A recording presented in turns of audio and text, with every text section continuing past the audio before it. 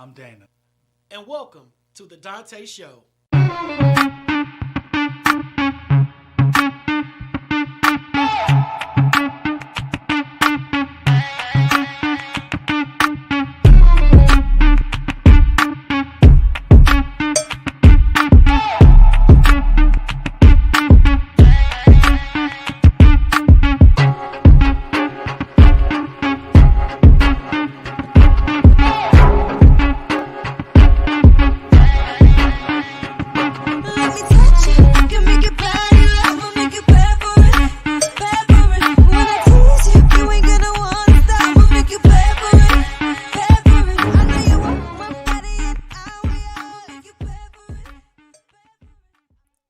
What's up, Village? It's your boy Kwame, the man with the plan behind the stands.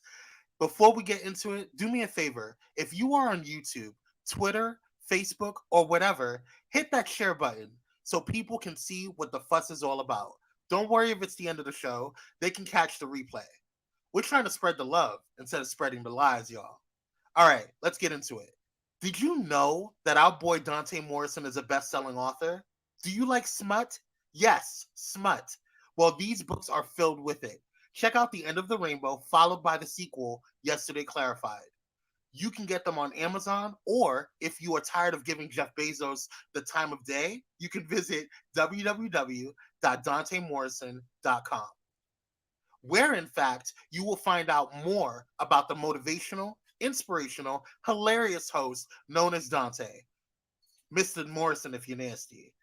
He is not only the host of TDS, he is a public health advocate, motivational speaker, and community change agent. Articles, interviews, blogs, podcasts, vlogs, and more. You name it, and Donta has done it. Speaking of vlogs, have you subscribed to the Donta Show YouTube? Now, every villager should be subscribed. The more the channel grows, the bigger TDS messaging becomes. It's really simple. Go to www.youtube.com/Donta Morrison. And also, did you want to be a guest on the Donta Show, or do you want to book Donta or Dana on your platform? Stop. Don't inbox him, don't email him, or even call him. You know what you need to do? Go ahead and open your handy-dandy smartphone or Wi-Fi enabled device and send an email to info@pyromedianetwork.com and request your presence on the show. It's 2021, y'all, and Donta and Dana has got management. So, let's conduct business. Speaking of management, the Donta Show is produced by Pyro Media Network. We are a Black-owned digital marketing and video production agency helping businesses and brands make an impact with their message. We also help businesses navigate what we call the biggest communication shift in over 500 years, social media. So, if you have a business, brand, or influence, and you want to take it to the next level, contact us today. All right, y'all. Thank you for joining us tonight, and we hope to see you on the next. Boom.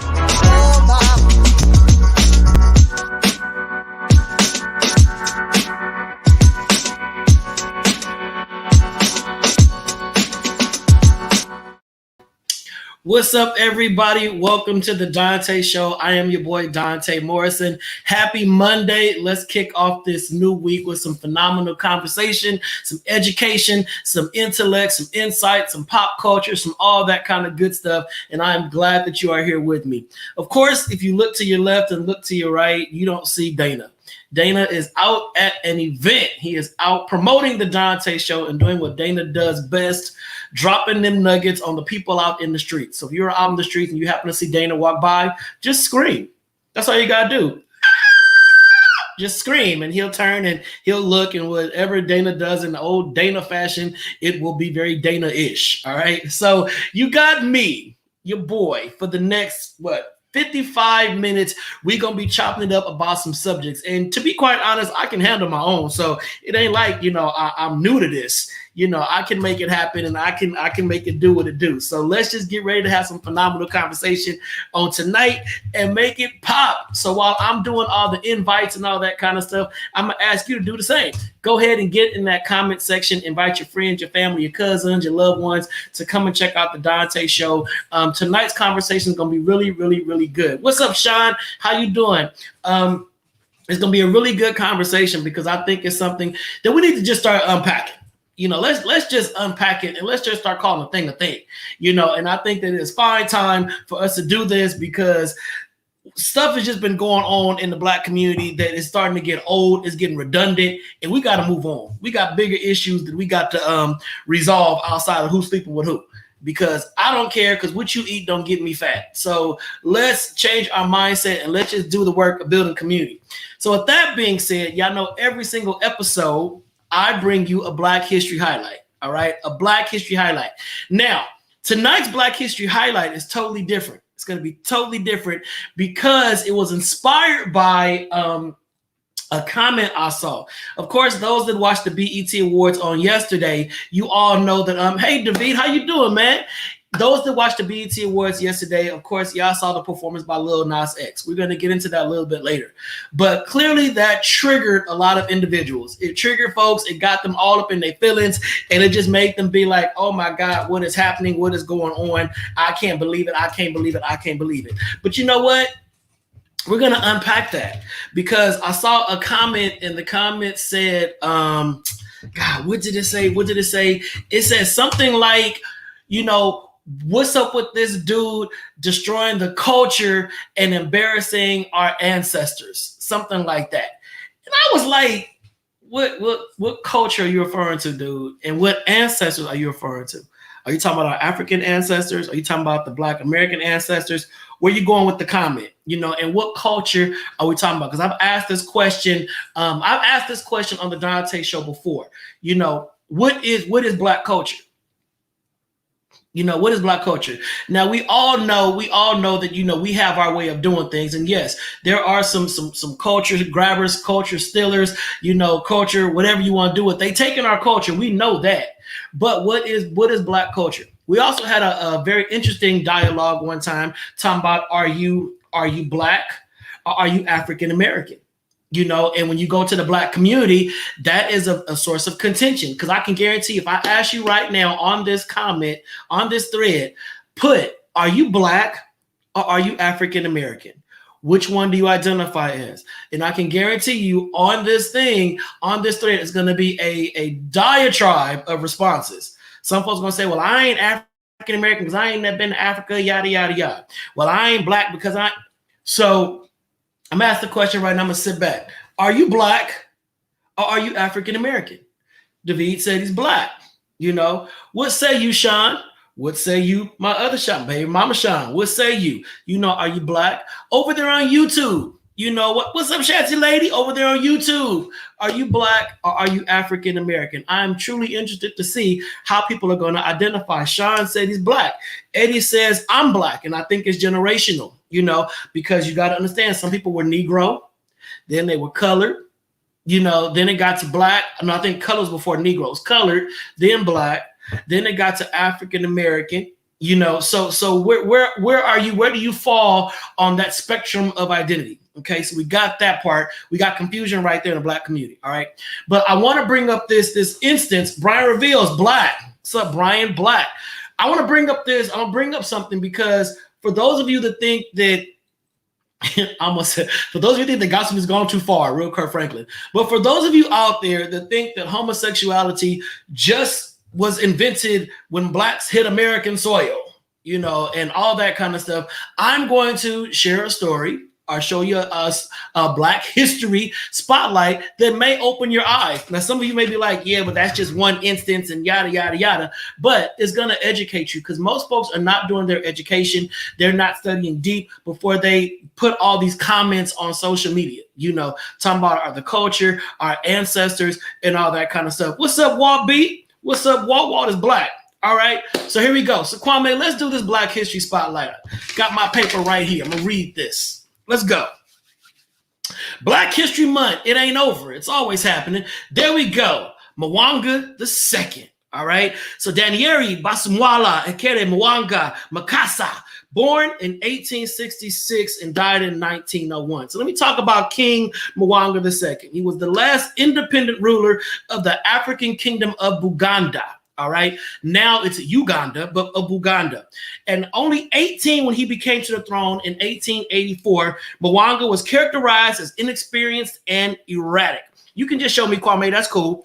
Unlike his father, Mutesa I, he saw the increasing number of Christian converts among his people, the Ganda, as a possible threat to his power. This is going somewhere. Watch this story, all right? I'm going to show his picture again at the end. Watch this, all right?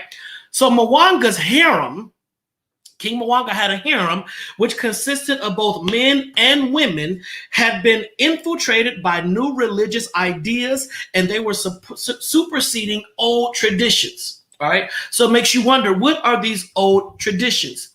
In the old traditions of Buganda, the Kabaka, or the king, was the authority. So when Mwanga wanted to sleep with some of the boys in his harem, which was according to Bugandan tradition, absolutely within his rights, and they told him no because it conflicted with what they were being taught about their new faith that men had to lie with women, he was infuriated. All right. So in 1885, he killed 3 young Ganda Christians and openly declared his opposition to Christian missionaries. All right. So between 1886 to 1887, he ordered the deaths of about 30 Ganda Christians who were burned alive. Now, those 30 Ghanaian Christians who were burned alive are now considered martyrs of Uganda. So if you Google martyrs of Uganda, you will hear about these Christians that were burned alive or killed at the hands of King Mwanga II. All right. So the truth is that Mwanga II was probably bisexual. All right. He had 16 wives, but homosexuality wasn't a big deal until Christian missionaries made it one. All right. Okay. But he didn't murder innocent boys for refusing to share his royal bed. Rather, he was trying to protect his kingdom and his people from being conquered by the white man. All right. Yeah, probably, Brian. So that's just what they're saying. All right. Because you got to think about it. In America, the way a lot of us look at homosexuality, we'll say if a guy sleeps with another guy one time, he's gay. All right. It's just cut and dry. We don't give wiggle room for bisexuality. We don't give wiggle room for any other kind of sexual identity. Okay. It's either gay or straight. But Mwanga had wives. He had boyfriends, he had dudes, he had concubines, males and females, all that kind of stuff. And it was not frowned upon until European missionaries came to Buganda and started preaching Christianity. All right. So consider this. In Africa, 36 countries, including Uganda, have criminalized homosexuality. All of them established those laws after being colonized by Europeans. And most of them currently justify these laws by saying that homosexuality isn't a part of their culture. Okay, that was brought to them by Europeans. So aside from it being historical artifacts showing same-sex relationships, in Africa they're on the tombs of kings. So they're showing the kings, they had their male partners and all this kind of stuff. It is drawings that prove this. So clearly, if they're going to put this on the king's tomb, then it wasn't something that should have been criminalized. Okay. It was something that was normal. All right. Mwanga is one of the best proofs that was accepted. All right. So now Buganda, all right, is now Uganda. So think about this. After European missionaries came to Africa and started preaching Christianity and changing how stuff happens, Uganda today is inarguably one of the most dangerous places in the world to be gay. The country is infamous for its treatment of the LGBT community, as homosexuality is seen as a Western practice and is highly unaccepted. So how is it a Western practice when King Mwanga had his harem of male and females, and under Bugandan law, it was no problem with that. So Kwame, let the folks look at King Mwanga II one more again. Go ahead. What's up, King? I'm sorry, fam bam. What's up? So that is King Mwanga II, the bisexual king. or the gay king, however you want to say it, but he was not a heterosexual king, and he ruled Buganda, and he killed a lot of Christian missionaries that were trying to bring in Christianity to convert their ideas and all that kind of stuff.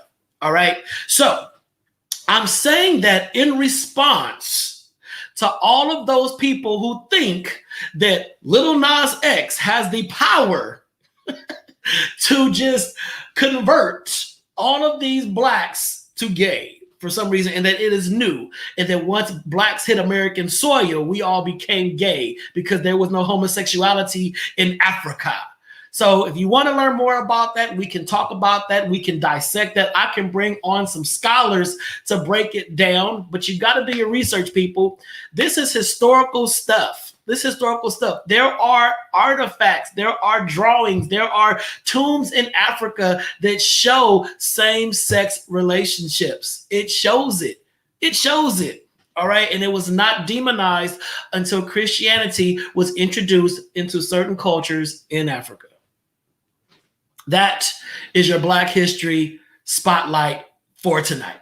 All right. So with that being said, we're going to dig into tonight's conversation because, like I said, Lil Nas X performed last night. Didn't make me know, never mind. I mean, it was a good performance. You know, I love me some Michael Jackson. I mean, Lil Nas X to me is still a new artist. So I wasn't expecting the sun and the moon and all that kind of stuff. As a new artist, he did what he did. All right. But folks lost their draws when he kissed a guy at the end. But never mind the fact that Cardi and Megan 2 months earlier scissored on stage and they got a standing ovation. I don't know. Maybe it's just me. All right. So let's talk about it. Kwame, let's do our pop culture thing real quick. All right. So our pop culture conversation tonight, before we get into the main topic, is about boom. Here we go.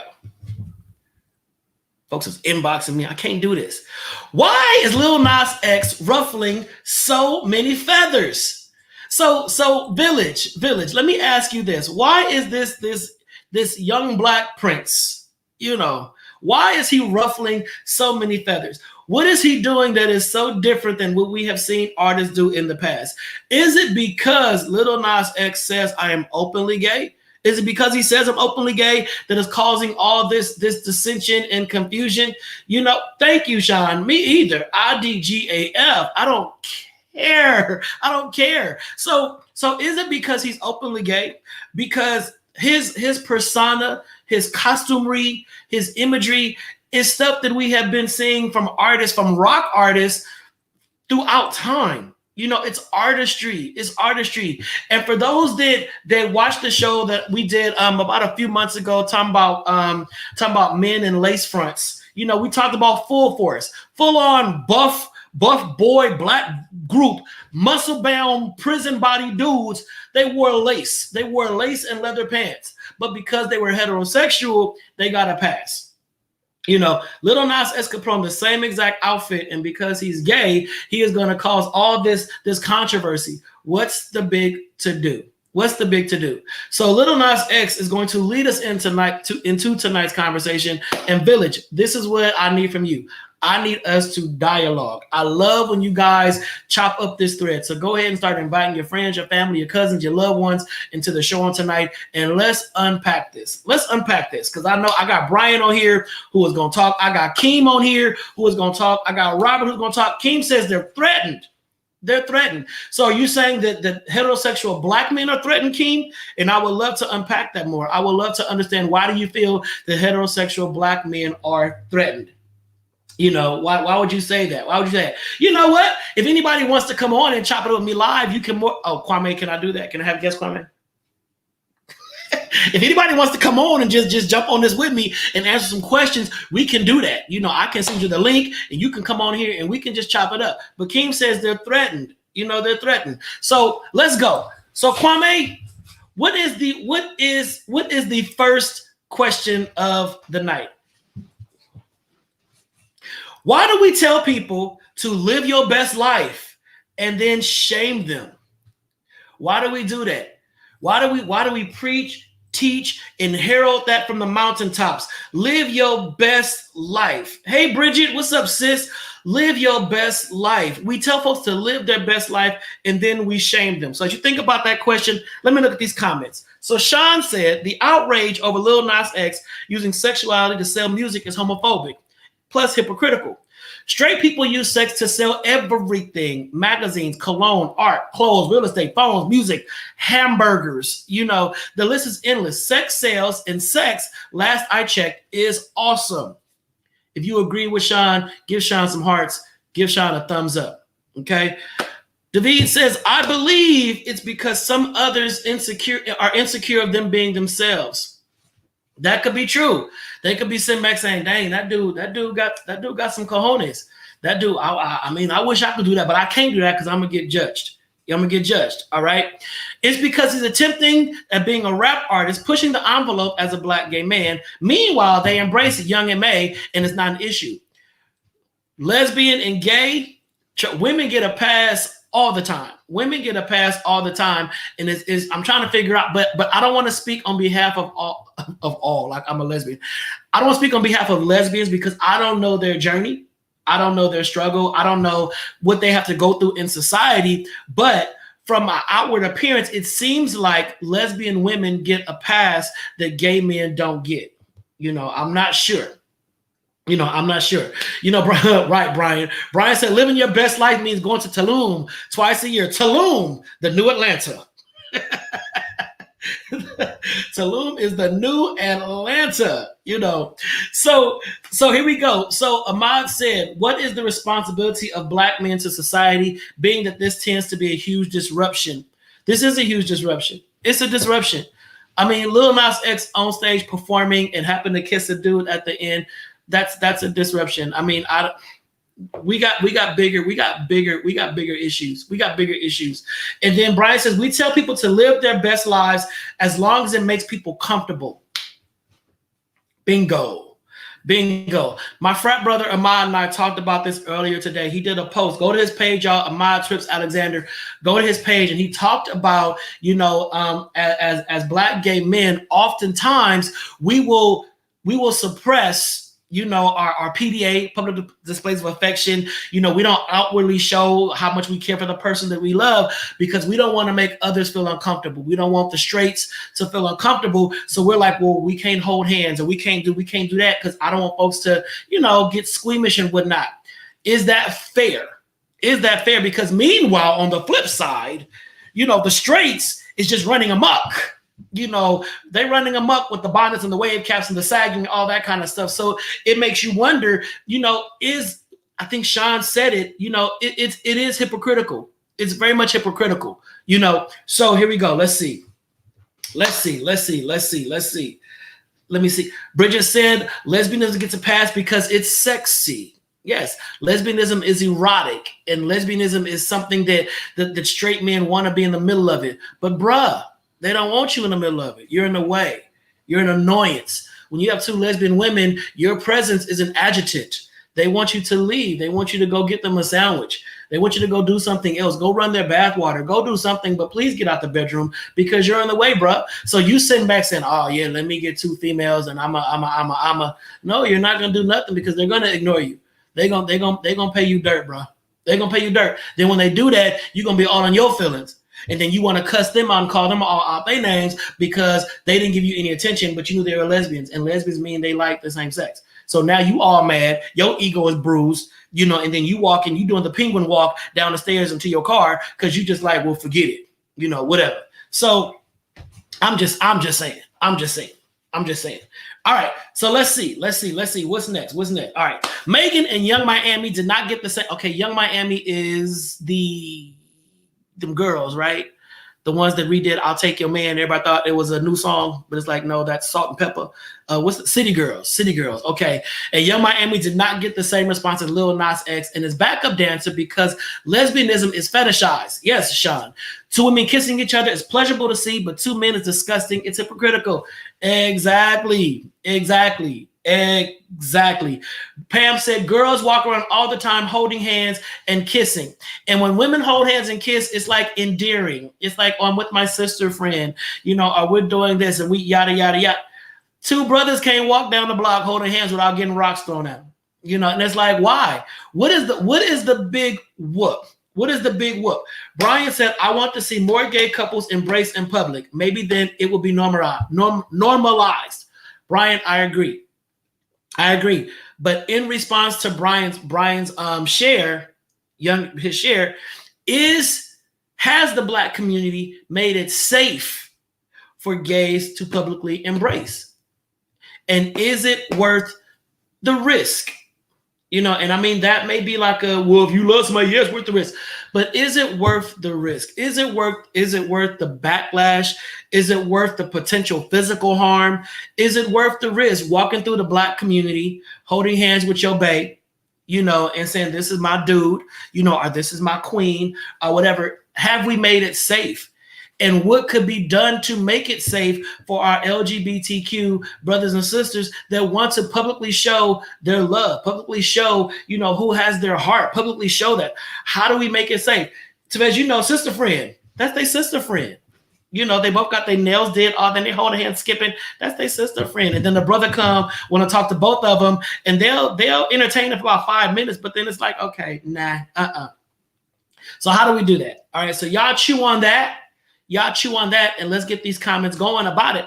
What does the Black community need to unlearn to make it safe for everybody to show who they love?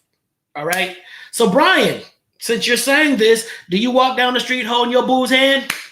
Whatever boo you may have for the day or the week or the month?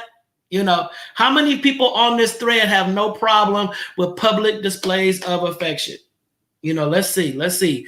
Comment if you ain't got no problem with public displays of affection. You will hold your boo thing's hand. You will do all that kind of stuff without a problem. We need to unlearn Western philosophy. Yes, I agree. We need to unlearn Western philosophy. And since you say it like that, Brian, a lot of that right now, that is critical race theory, which most folks are like, well, I don't get the important. That's critical race theory. When you say Western philosophy is rooted in what? That's a whole nother show. And I will do that at another time, but right now we're talking about, there you go, Bridget, toxic masculinity needs to be unlearned. And when you say toxic masculinity, that is a trigger for a lot of people, because a lot of dudes is like, I ain't toxic. I'm just being a man. I ain't toxic. I'm just being a man. And two men shouldn't be together. Matter of fact, girl, go get my plate of food. Okay, so here we go. Sharon, what's up, Sharon? Sharon, congrats on that Peloton challenge. I see you riding that bike, sis. Sharon is about to be summer banging. Body. I think the Black community struggles with this because of the Black church. And all the deep, dark, color purple secrets and atrocities their families have ensured. And Sharon, put your cash up. That's a word right there. That's a word. The color purple secrets. The color purple secrets. Y'all know what the color purple secrets are. That was a word. Listen, for those that ain't seen the color purple and those that have seen the color purple, when Sharon did them color purple secrets, all I saw was that Thanksgiving table, and I had no idea who all them kids belonged to. I'm like, who kids are these? It's 4 adults, but it's like 50 kids, and all the adults here got gray hair and whatnot. Who kids are these? What's the secret? What's the truth behind all these kids in the color purple? Where these kids come from? There's some secrets at this table. What's going on? That's what I saw, Sharon. I'm like, we got to shake these tables, y'all, and we got to lift these rugs and sweep from underneath them and look at this dirt and see what's going on, because it's holding us back. All right, Ahmad said, only in cities I don't frequent, in the dark, alone in the street. Comes with rules, unfortunately. Yeah. He's talking about PDA. David said, that's how most of us have been raised. Yes, we have been conditioned to believe a certain thing. And that is a perfect segue into that next question. Kwame, what's the next question? Oh, not a segue yet, Dave. We're almost there. What does living authentic mean to you? So we tell people, live your best life, live in truth, yada, yada, yada. What does living authentic mean to you? And this, whatever you type, is probably going to help somebody on this thread, because a lot of folks, believe it or not, watch the Donta show from afar. They don't comment because they don't want people to think that they're watching. I don't know why, but they always say, I love last night's show. Why you didn't say nothing? You know, you was talking about gay stuff. Okay, so what does living authentic mean to you? Let's see. Brian is first. Living authentic to me means being transparent and putting me first. That's it. That's it. That's it right there. Put yourself first. That can be difficult. That can be, oh, David went back. The black church ignored black men in the choir, and the females knew dudes who were gay. So all that falls in line with my dissertation. I can't wait till my dissertation is, well, it's done when I pitch it on July 20th. When y'all all read my dissertation, it really pulls the covers off of the black church and what we got to change within the institution. But there you go. Living authentic means putting me first. Living authentic, express yourself however it comes naturally to you. Key word in that sentence is naturally to you. Robert, being true to yourself, you know, yes, Brian, I didn't use that terminology in my dissertation, but I did say that. I didn't quite use it that way. I had to reframe it to make it more scholarly, but yes, that is in my dissertation. Living authentic means to live in your truth unapologetically, being transparent about your life and your experience. I love the word unapologetically. And Frat, I will say that you and Xavier, you two inspire me more than you know, because you live unapologetically. You are living your life. You are sharing your life, and you are comfortable in your skin. And that is such a blessing. It is such a great thing to witness, because so many kids, so many adults, they don't see authentic people living. They see the facade of social media. Pastor Cedric Nelms, being true to thine own self. Yes, sir. Yes, sir. Be whomever you are without the care of people, including family members. Mic drop. Including family members. Living one's truth authentically means not caring what others think about the choices one makes. Living authentic means I keep it 100 at all times. I do me, and I give 0 F's about what others think or say. Yes, Pam, doing what makes you happy and love yourself first. David, authentic is feeling secure, being you, being real, straight up, and make yourself feel good. Now, here we go. Sean said, living authentic means you need to be able to face up to the truth about yourself, no matter how unpleasant it may be. Leave that one right there. So listen. Basically, Sean is saying, if I'm mistaken, Sean, correct me. Sean is saying you need to smell your own stuff and know that it's you. Okay? You need to know that it's you. You know, y'all know when y'all go to the bathroom sometime and you blow the bathroom up, and then you walk out and you look like, well, I don't know who, that wasn't me. No, that was you. You rotten. You're rotten on the inside. It was that cabbage. It was them collard greens. It tore you up. So living authentic means face up to the truth about yourself. Be honest with who you are. And the people are pointing out things about you. Don't get defensive, but learn from that. Maybe there are things about you that need to be repaired, that need to be fixed, that need to be just bettered, you know, and own that and say, yeah, you're right. So let me be authentic and own up to the fact that I ain't 100% yet. I ain't all the way there yet. I got work to do. Like Vanessa Williams' song, I got work to do. I got work to do. Amen and amen again. All right. Dustin, you know that cabbage and collard greens, you know, it can get you right. It can get you right. It can get you ready. Cabbage and collard greens. It'll get you ready. So yeah, be ready for that.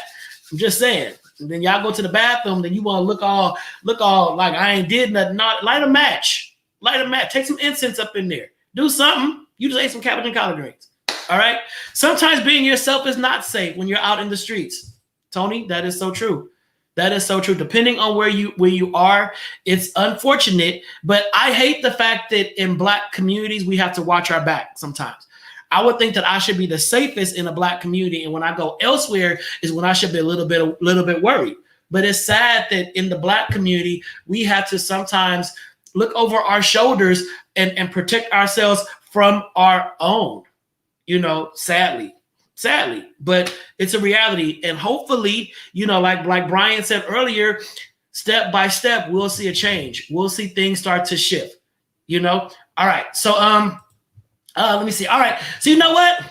let's do a quick commercial break so I can sip on some water because, I'm solo bolo. I don't have Dana to bounce off. So we're going to do a quick commercial break, take 30 seconds to invite some more folks up on here. I'm still here. I ain't going nowhere. And I think I got 2 more questions to ask you, and we're going to start doing the work to better our communities. Be right back, y'all.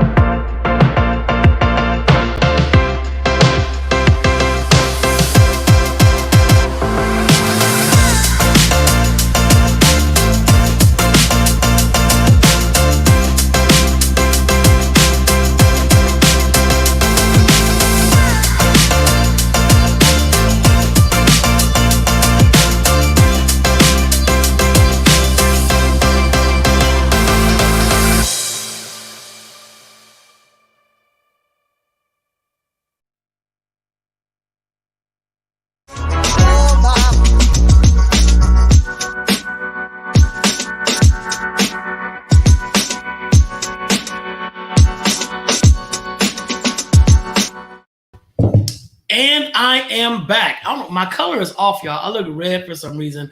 I think my camera is all messed up. The devil is busy. He don't want this message to get out to the streets. But you know what? I don't care. I don't care. We can get it up out there. All right.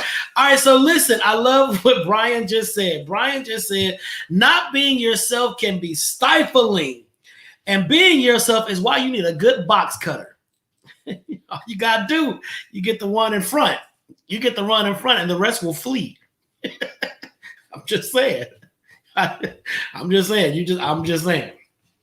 Listen, that's a word right there. That's a word right there. Dustin said, I love being authentic. It can be a tough place, but know your worth. I think that is so important as well. Know your worth. Know your worth. And like I said, I think it was 2 weeks ago, I said on the show, we only get one life. We get one life to live. When we are born on stage. When we are born performing. We're not born we don't get a dress rehearsal at this. We don't get, backstage. No, when you are born, life begins. So how do you want to go through your life? And I know that it can be challenging to live in authenticity. It can be challenging to be your best self. It can be challenging to be open and honest in a world that just hates honesty. Clearly, it's showing itself. But I think when you finally figure out who you are and how short of a lifespan we all really have, you're going to rethink how you navigate through certain spaces. You're going to rethink how you enter certain rooms. And yes, it may be difficult at first, but once people start getting used to you and your character, your demeanor, and really getting to know you as an individual, they either going to like you or they're not. And that's not your problem. That's not your problem. That's not your problem. I'm just saying. Do I look sunburned, Sean? I know. I don't know what's going on. I don't know what's going on. My lighting is off tonight, but it's all good. I'm going to step back. Don't know what's happening, but God is still good. He's still in the blessing business. The problem is most of society is so used to people being fraudulent that they can't handle an authentic individual, so they judge. True. Social media has given us the power to build a person, that we will never meet, know, or be, and I think that because of that, authenticity is out the window. On social media, you can be anybody you want. On dating apps, you can be anybody that you want. You can be anybody that you want. And I think because of that kind of power that we now have, when you do read that real person, you're kind of thrown off like, ooh, wait a minute. I wasn't ready for this. It's too much honesty. It's too much transparency. You really want to get to know the real me. Well, I thought that was why we were doing this. I don't understand. All right, let me see. Daniel J just said, we must remember when we say live your truth, that truth in others may not always align with yours. Most people mean live your truth if it's like mine. Yes. And that's kind of coupling what Brian said earlier about live a life that makes me comfortable. Live your truth, but make sure that I'm comfortable. I'm just saying. So, all right. So let's say, what's the next question, Kwame? Is homophobia taught? What say ye? Is homophobia taught? Let me know what you think. Do do do do do do do do do do do do. Do do do do do do do do do do do do do do do do. All right, here are the answers. Yes, 100%. Yes. Yes, God. Yes. Taught where? At home or formally? No, at home. At home. Yes, just like racism. Yes. Yes. Yes. Yes. Hatred is taught, and homophobia is the realization of what type of hatred you've been taught. Hate is hate. Paul said, yep, it is. Absolutely taught. Sean said, no, my parents didn't teach about it either way. So that means you're not homophobic, Sean. Okay, there you go. So yes, everybody is saying yes. Home, church, media, yes, homophobia is taught and reinforced in the church. You're all in my dissertation, Brian. I'm just gonna send it to you tonight when I log off. Yes, so everybody agrees that homophobia is taught. Okay, homophobia is taught. So Daniel said hate is hate. I agree. But is homophobia the hate of gays? And I've always hated that word because a phobia is a fear. You know, arachnophobia, fear of spiders, agoraphobia, fear of going outside, homophobia, fear of homosexuals. But the response to homophobia is usually a hateful act. So I'm trying to figure out who created the word and how to get misconstrued to becoming acts of hate and rage and ignorance and all that kind of stuff. So I'm just saying, yes, Dustin, that was the soul version of Jeopardy. Since LeVar Burton is about to be the host of Jeopardy, I figured I would blackify it, make it boogity black, you know, for the culture. So when you think about it, why is homophobia not a fear of homosexuals, but a hatred of homosexuals? So, okay, Brian says, no, homophobia is the fear a gay person will treat someone like they treat the opposite sex. Okay, we can unpack that. Brian. I'll get you on here. We'll unpack that. We'll sit and talk about that. Let's unpack that. But homophobia. So most people don't know about this either. They don't know that there is an internal and an external homophobia. All right. A lot of gay men suffer from internalized homophobia. All right. So do my heterosexual people on here, have you ever heard of internalized homophobia? Have you ever heard of that? And if you have, my heterosexual people, what do you know about it? And for my homosexual peers and counterparts, what is your take on internalized homophobia? I'm interested to see who knows about it and what do you think about it? All right. So let me see. Sean says, I think folks are ignorant and believe if a gay person touches them or is in their presence, they'll become gay as well. Most do. I'm just kidding. No, and that's like when I remember my very first show, when I started my podcast, Digging Deep with Dante, my very first guest was one of my close friends, Lavelle. And Lavelle is a super hetero. I'm like, he is the hetero of all heteros. He is the zenith of heterosexuality. And we are beyond close. We're closer than brothers. And we did a show talking about the fact that, I'm gay, he's straight. And what's that a problem? Reason why I love me and Dana, because Dana is 100% heterosexual. You straight. And then you got me. So we're on the show and we're showing people that this whole gay and straight can't be in the same room without somebody crushing on somebody and he want me and all that. Come on, that's for the birds. That's so old. So let's see. Let me see that. I gotta go back up. Sip. What's up, frat? She said, I feel that it is talking about homophobia is a leftover trauma caused by buck breaking that they did with the strong male slaves. So that is something else that we need to unpack because a lot of folks probably have never heard of buck breaking. All right, haven't heard of buck breaking, but I challenge you to, after the show, Google buck breaking. It will blow your mind about how they did black slaves, the big, strong black male slaves, buck breaking. Thanks for that, frat. Appreciate you. Let's see. Pam has never heard of internalized homophobia. Dustin says our internal homophobia becomes a question of self first. Yes, Exactly. Sip said internalized homophobia is the same as internalized hatred of our skin or our own selves. Difference is that internalized homophobia wasn't taught by white people, but taught by the black church. Ooh, y'all really coming for the black church tonight. Y'all doing that. Leave the church alone. I'm saved. I'm Christian. All right. Over the years of teaching teens, I believe homophobia is the fear of the same sex being attracted to them as heterosexual. They're not comfortable in their own skin or arrogant to think everyone wants them. Right. It's like you got a lot of ugly dudes out there thinking the gay dudes want them. No, bro. If a girl think you ugly, a guy think you ugly too. Ugly is ugly does. Sorry. You're not attractive. Period. Own it. Accept it. Live in it. But yeah, so for those that don't know, internalized homophobia, there is a lot of gay men, black gay men. I'm black first. There's a lot of black gay men, who hate being affiliated with gay, who hate being around anyone that's gay, who will not go to gay events, who don't support any gay activities, and everything about their lives is super duper discreet and super closeted. It is a fear of being found out to be gay, because they know that when you're found out to be gay, that adds another level of stress to your life. The intersection at which you live as a black man is now challenged even more because you're a gay black man.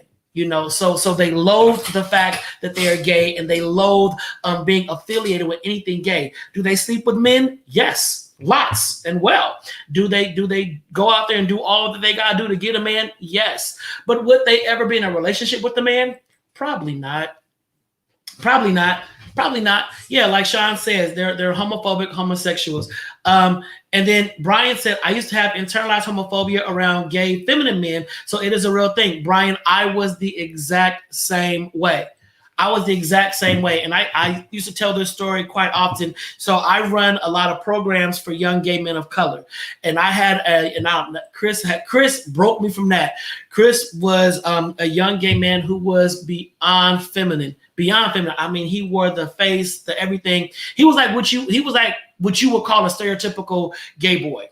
All right. So whenever Chris would come around, I'd be like, why can't all of my mentees, just be, dudes? And that was my ignorance talking, just dudes, and why God, you got to go like that. And we would go out places, and he would have his handbag and his face would be beat. He had on his high heel boots and whatnot.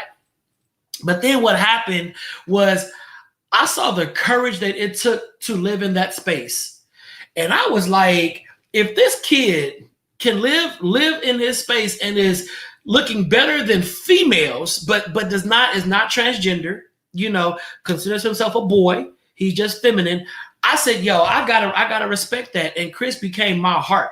Chris became the one that I was like, I still am ride or die for Chris, because Chris was bold enough. And we going into the liquor bank on Crenshaw, and he in full geesh getting his stuff, and I'm just standing back like, I hope we're gonna be out of here okay. He be like, Pop, what's wrong? We coming to get this. Let's go. Come on.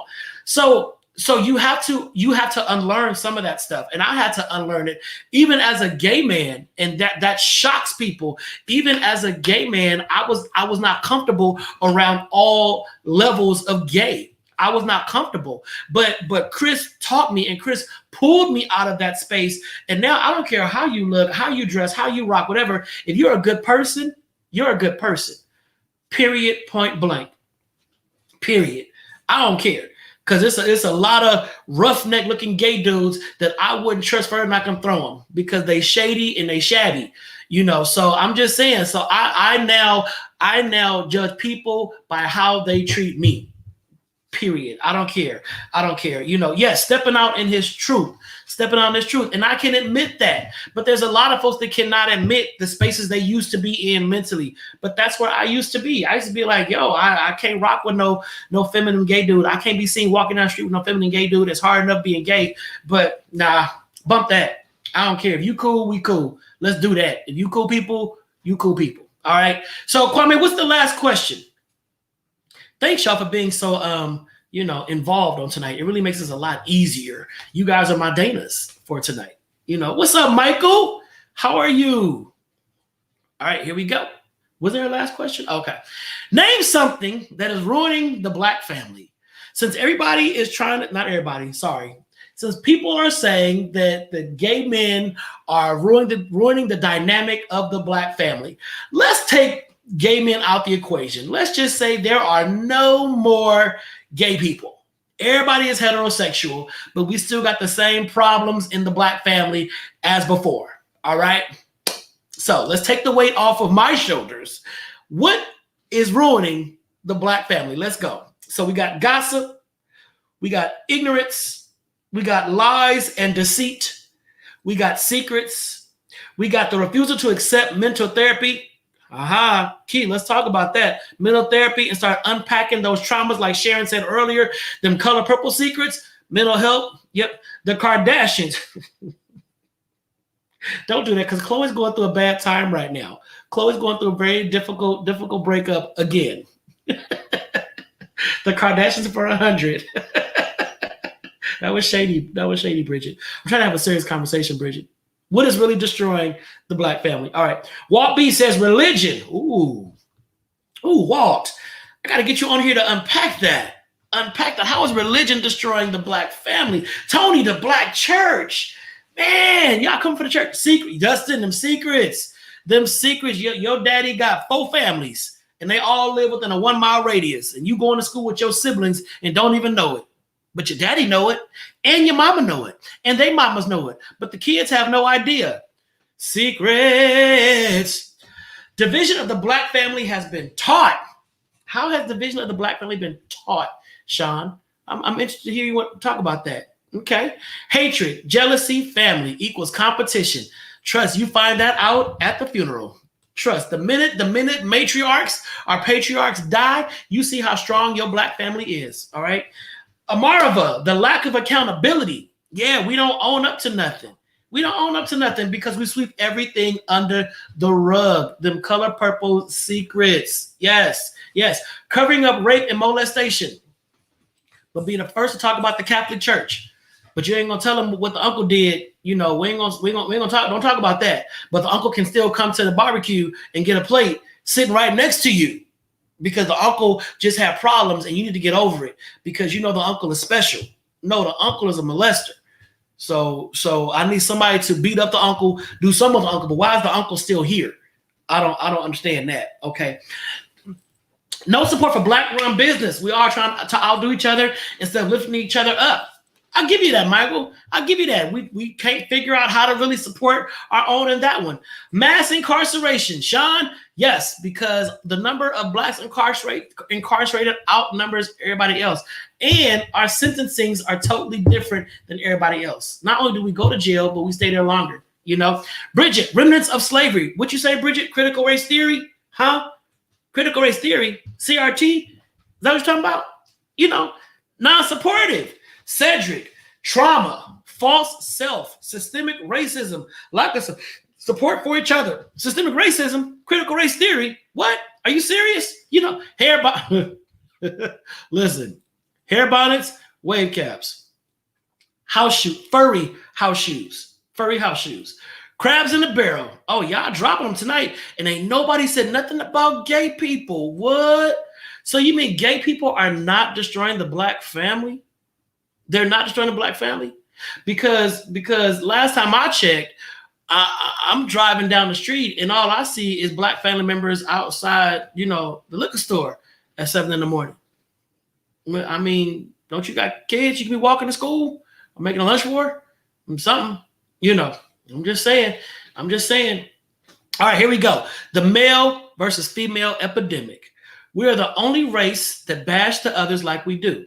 We even allow white Hollywood to make comedies out of it, not seeing how it perpetuates the narrative about black men and women. Yes, we have been stereotyped. Blacks have been stereotyped, mass media.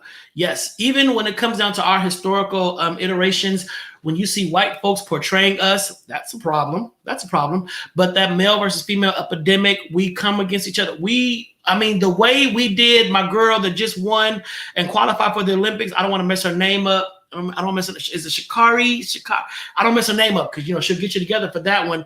The way they drug her, the way we drug her because she has colored hair. colored hair, is the same way we dragged Gabby Douglas because she needed a perm or whatever. The way we drag our own, and we drag the top level ones and pull them back down and be like, yo. So it's like, are you serious? So Sha'Carri mopped the field, mopped it, ran while looking at the clock, and then said, don't try me at the end. Ran with confidence because she knew y'all can't keep up. But instead of us putting her on our shoulders and carrying her, we said, oh my God, she got orange hair. Look at her long nails. She's so ratchet. But go back to 1984, the Olympics in Los Angeles. Flojo, trendsetter, long curved nails, long hair down touching her butt.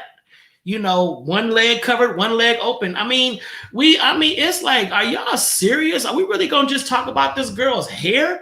That's what we doing? I don't get it. I don't get it.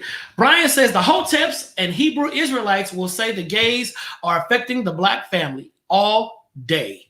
All day. And we ain't gonna talk about the Hoteps and Hebrew Israelites that got internalized homophobia. That's another show for another day. Because I know some. It's like, so I'm ruining the black family, but I know your dude. Okay. All right. So that's another show. We're not going to do that because I'm not one for outing people publicly. I'm not one for putting people on blast, but y'all need to be careful who y'all let preach to you, who y'all let tell you stuff, and who table you eat from. Because some of the same ones is telling you to dog out a certain demographic loves that demographic. That's all I'm going to say about that. So, stir the coffee, Kwame. That's all I'm going to say about that. I'm just saying.